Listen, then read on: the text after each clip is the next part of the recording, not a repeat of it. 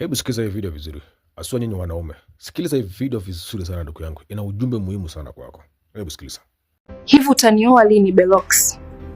Maana sioni dalili zozote za maandalizi ya harusi yetu. Kukuoa? Au mimi ndo sijasikia vizuri. Tena unahitaji mpaka harusi? Ndiyo, ni miezi 5 sasa tuko kwenye mahusiano.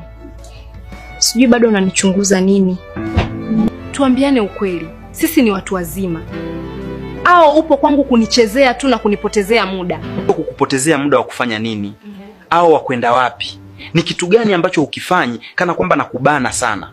Sitaki maswali mengi. Nimekuuliza utanioa lini? Au huna mpango na mimi? Ulikuja tu kunichezea, kunipotezea muda na kuniharibia maisha. Mungu wangu, mbona wanaume mmeanza kutuonea hivyo? Nabeka umeolewa ndoa ya kwanza, miaka 2 tu ukaachika na mtoto. Baada ya kuachika mwenzangu ukutulia.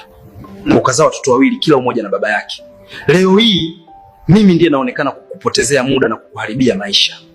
Kweli nimeamini dunia haina huruma na mwanaume. Lakini si umenipenda hadi ukaja kunitongoza ukijua kabisa nina watoto?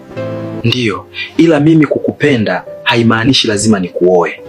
Sasa hapo nini lengo la mimi na wewe kuwa kwenye mahusiano?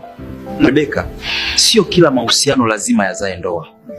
Maana ingekuwa kila mahusiano yanazaa ndoa, basi hao wanaume 3 uliozaa nao wangekuwa washakuoa kitambo. Unaposema mimi nakuchezea ndo kabisa huwa nakushangaa. Wewe ni mama wa watoto 3 kwa baba tofauti na ndoa moja ulioivunja. Mwenzio sijawahi kuoa na sina mtoto popote. Uone kama nikikuoa wewe ndio utakuja kunichezea mimi na kuniharibia maisha.